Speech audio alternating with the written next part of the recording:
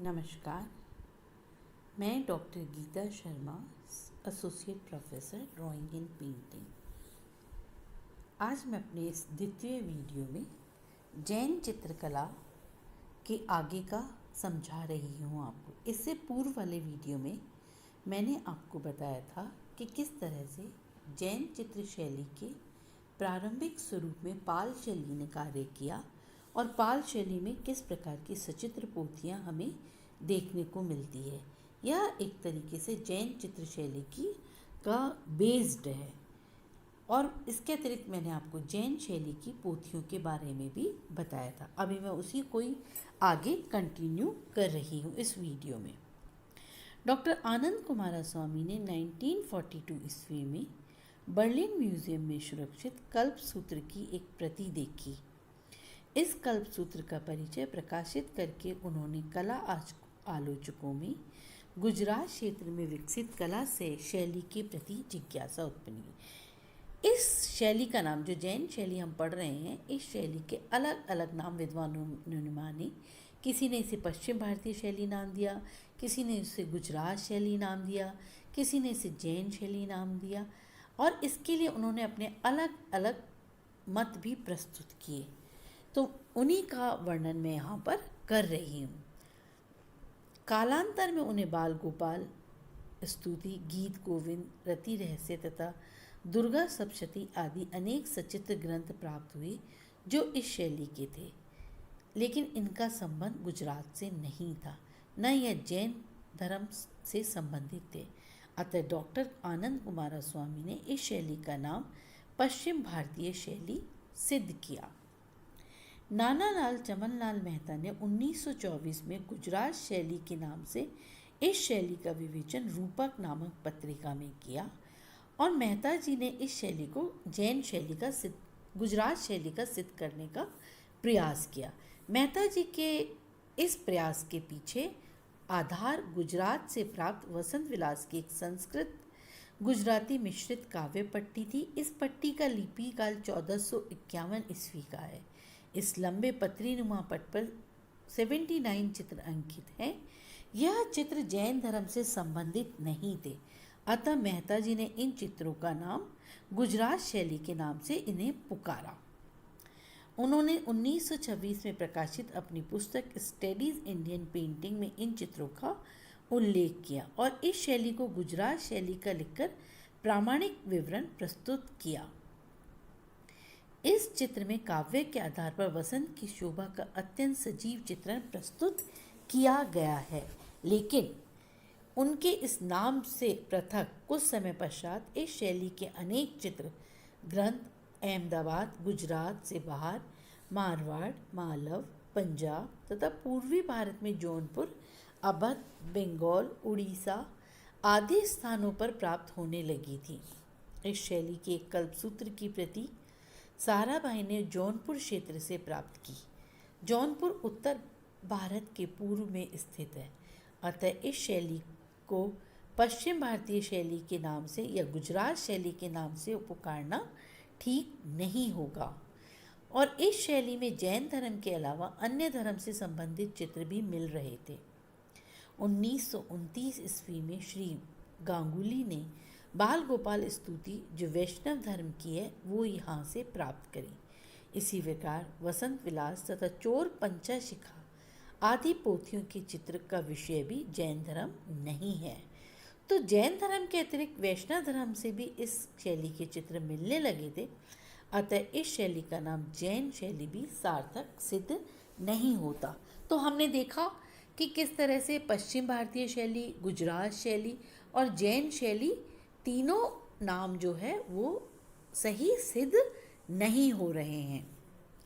अतः इन सब कारणों को ध्यान में रखते हुए डॉक्टर मोतीचंद तथा श्री राय कृष्णदास जी ने इस शैली को अभ्रंश शैली के नाम से पुकारना उपयुक्त समझा।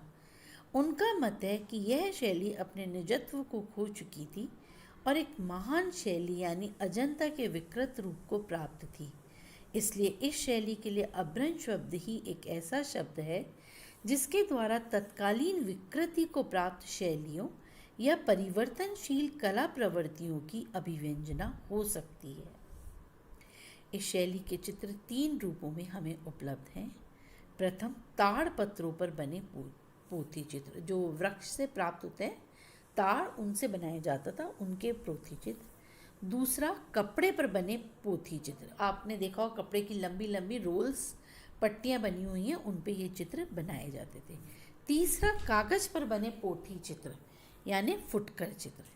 इस प्रकार के अनेक चित्र आज हमें भारत, अमेरिका, नेपाल, ब्रिटेन आदि अनेक संग्रहालयों में सुरक्षित देखने को मिलते हैं।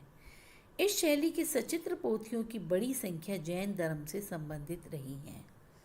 अब चित्र, इस शैली के चित्र वसंत विलास, बाल गोपाल स्तुति, गीत गोविंद, दुर्गा सप्तशती, रति रहस्य, कल्पसूत्र आदि पोथियों में हमें प्राप्त हैं।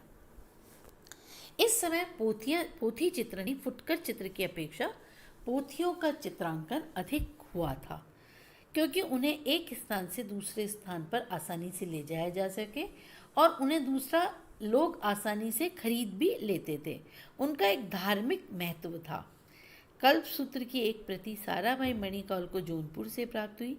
इस प्रति का लिपिकाल 1465 ईस्वी का है। कल्पसूत्र की दूसरी प्रति रॉयल एशियाटिक सोसाइटी मुंबई तथा तीसरी प्रति आनंद जी कल्याण जी के पास लोमड़ी में बताई जाती है, जिसका समय 1415 ईस्वी माना जाता है। कल्पसूत्र की चौथी प्रति जौनपुर की है, जो स्वर्ण अक्षरों में तैयार की गई और यह बड़ौदा के नरसिंह जी के पोल के ज्ञान मंदिर में सुरक्षित है। कल्पसूत्र की यह प्रति सबसे उत्तम मानी जाती है। इसको 1467 ईस्वी में जौनपुर के बादशाह हुसैन शाह शर्की के शासनकाल में बनवाया गया था। कल्पसूत्र की एक अन्य प्रति अहमदाबाद के दया मुनि विजय के संग्रह में भी है। यह प्रति 15वीं शताब्दी के उत्तरार्ध में तैयार की गई, यह भी स्वर्ण अक्षरों में लिखी गई है। 1451 ईस्वी की लिखी वसंत विलास की सचित्र काव्य प्रति स्वर्गीय मेहता जी को 1924 ईस्वी में प्राप्त हुई। यह चित्रपट गुजरात के शासक अहमद शाह कुतुबुद्दीन के समय का है। वसंत विलास की यह प्रति जन्मपत्री नुमा तथा कुंडली नुमा लंबे कपड़े पर लिखी गई, यानी लंबे कपड़े पर लिखी गई जिसे हम कुंडली नुमा ऐसे गोलाई में रोल कर सकते हैं। इस पट्टी की लंबाई 436 इंच और चौड़ाई 9.2 इंच है। इस पत्री के बाईं ओर 1 इंच चौड़ा हाशिया है और दाहिने ओर 3/4 इंच चौड़ा हाशिया है। वसंत विलास की इस कृति में वसंत आगमन और विशेष रूप से फागुन का वर्णन है। इस काव्य कथा में एक पति और पत्नी के प्रेम प्रसंग का वर्णन है, जो कालिदास की महान काव्य रचना ऋतु संहार पर आधारित है। इस लंबी कपड़े की पट्टी पर लिखाई के साथ साथ बीच बीच में मध्य में चित्र भी बनाए गए हैं।